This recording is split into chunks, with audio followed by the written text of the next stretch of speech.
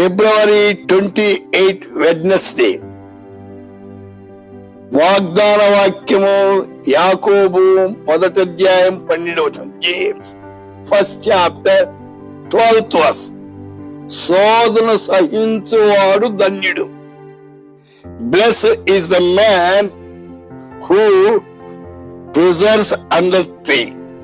धन्य है वह मनुष्य जो పరీక్ష మీ స్థిర్ రఖతా హై.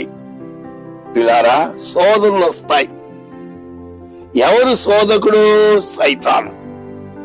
యేసుక్రీస్తు కూడా సైతాను వచ్చి శోధించింది 3 రీతులుగా. శరీరాశ, నేత్రాశ, జీవపుడమ్మం. వాటిని జయించాడు యేసయ్య. మనం కూడా శోధన వచ్చినప్పుడు జయించిన యేసు మీద ఆనుకోవాలి.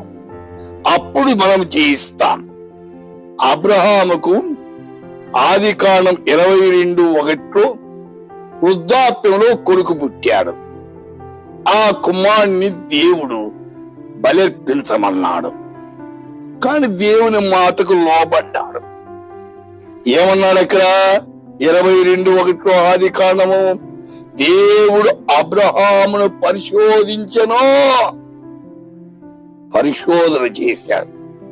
సైతాను శోధిస్తాడు, యేసు పరిశోధిస్తాడు. అయితే యాకోబు రాసిన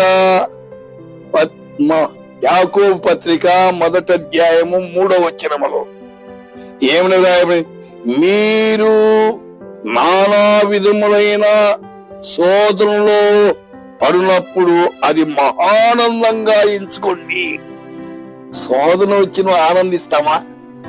దుఃఖిస్తాం, ఏడుస్తాం. ఎందుకు వచ్చిందయ్యా నాకు శోధనని? బాధపడతాం, అందరికి చెప్పుకుంటాం.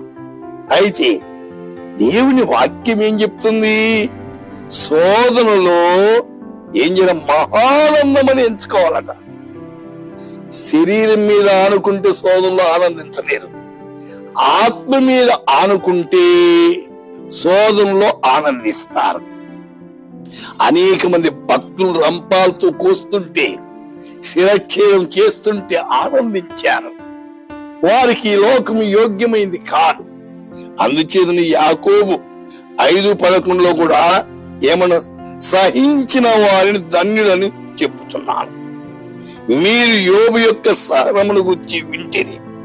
ఆయన ఎంతో జాలియు కనికరము గలవారని మీరు తెలుసుకున్నారు.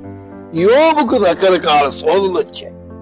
ఆస్తి పోయింది, పిల్లలు పోయారు, శరీరానికి జబ్బు వచ్చింది. అయితే వేదంతో ఉన్న భార్యకు వచ్చి, ఇంకా ఏ దేవుడండి? ఆ దేవుని దూషించి మరణము కమ్మంటారు. అలాంటి సందర్భంలో యోబు శోధనకు లొంగలే, ఆ శోధన నిలబడ్డాడు. యోబు అంటే అర్థం ఏమిటి? దేవుని తట్టు చూచేవాడు. ఆయన దేవుని తట్టు చూచాడు కాబట్టి నూతన బలాన్ని, నూతన శక్తిని పుంజుకున్నాడు. 1 పేతురు 3:14 మీరు ఒకవేళ నీతి నిమిత్తము శ్రమ పడినను మీరు ధన్యులే. వారి బెదిరింపులు భయపడకుడి, కలవరపడకుడి.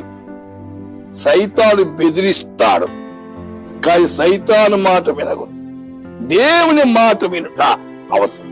ఆ రీతిగా విని ఆయన నామాన్ని మహిమపడతాం, ప్రార్థిస్తాం. పరిశుద్ధుడా, మా శ్రోతలను శోధనలో పడిపోకుండా కాపాడమని యేసునామమున ప్రార్థిస్తున్నాము తండ్రి. ఆమేన్.